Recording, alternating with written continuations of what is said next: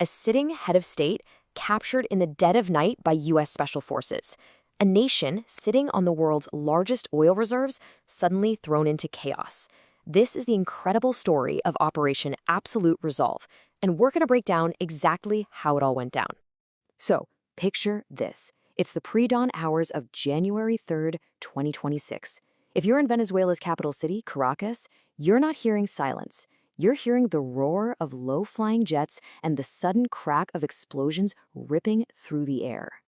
I mean, for the people on the ground, it was just pure chaos. One eyewitness put it perfectly. They felt the planes, they heard at least 8 or 10 explosions, and when they looked outside, all they could see was smoke. Nobody had any idea what was going on, just that it was big and it was violent. As smoke was billowing from military sites all over the city, the world was about to get its answer. But that answer wasn't going to come from Caracas. Nope, it came from the United States. Then, at 5:21 in the morning, the bombshell drops. U.S. President Donald Trump posts on Truth Social that Venezuelan President Nicolas Maduro and his wife, Celia Flores, had been captured. Not just overthrown, captured by U.S. forces and flown completely out of the country. A sitting president was now officially in American custody. And we very quickly learned the name of the mission, Operation Absolute Resolve. And let me tell you, this was not some small-scale covert op. This was a massive, carefully planned military operation. We're talking more than 150 aircraft, from the Navy, the Air Force, the Marines, all capped off with a ground raid by the elite Delta Force to grab Maduro himself. Okay, so a move this huge, this unprecedented, immediately raises the giant question, why? Why do this? Why capture the leader of another country? Well, the Trump administration was ready with its answers. Officially, they laid out 4 key reasons. First up, narco-terrorism. The U.S. said Maduro wasn't a president. He was the head of a drug cartel, which made him a wanted criminal. Second, the migration crisis. They pointed to the 7 million people who'd fled Venezuela and claimed that criminal gangs were using that as a way to get into the U.S. Third, they called it preemptive self-defense, basically saying Venezuela was a growing threat to national security. And finally, they just threw their hands up and said, look, we tried everything else, sanctions, diplomacy, and nothing worked. And this quote right here from Representative Lisa McClain really sums up the whole official argument. The message they were pushing was really clear. This was not an act of war against a country. It was a law enforcement action against a criminal. But was that the whole story? A lot of people around the world started saying, hang on a second. They pointed to some other pretty powerful motivations that were maybe a little less talked about, things that had to do with resources, power, and influence. And the biggest factor of them all?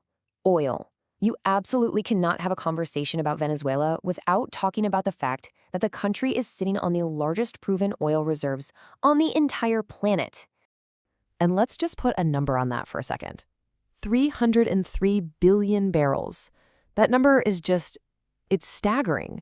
But what does it really mean when you stack it up against other countries? Well, here's the kicker. Venezuela's reserves are actually larger than Saudi Arabia's. Think about that. So whoever controls that oil, or even just has a friendly relationship with who controls it, has a massive say in global energy. And it wasn't just about the oil. See, under Maduro, Venezuela had become this hub for America's biggest rivals, right in its own backyard. Russia was giving them military support. China was bankrolling them with loans. Iran was helping them get around sanctions. And Cuba was providing intelligence. So from Washington's perspective, this looks like a hostile alliance setting up shop right next door. As you can imagine, an operation this dramatic sent absolute shockwaves around the globe. The world pretty much instantly split into 2 camps, trying to make sense of what just happened. And really, it all came down to how you framed it. The United States was adamant this was a law enforcement action, and the president had the authority to do it. But the United Nations? Totally different story.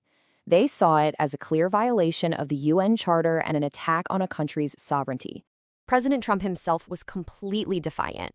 He basically framed it as a reassertion of American power, calling it the Don Roe Doctrine, a play on the old Monroe Doctrine.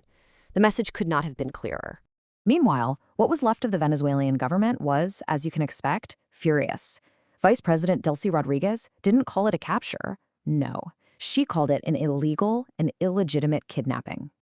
And the head of the UN, Antonio Guterres, pretty much summed up the fears of a lot of countries. He warned that this sets a dangerous precedent and that the basic rules of international law had just been thrown out the window. So, with Maduro out of the picture, the huge question was, what now? What happens to Venezuela? The U.S. didn't waste any time laying out its own plan for the country's future. President Trump actually said it bluntly: we are going to run the country. The plan was to install a U.S.-appointed group to manage literally everything: security, finances, you name it.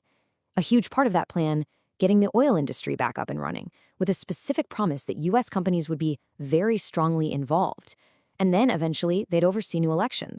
Now, as shocking as this all was, if you look back through history, this kind of thing isn't exactly new for the United States. In 1989, the U.S. invaded Panama and captured Manuel Noriega, also on drug charges.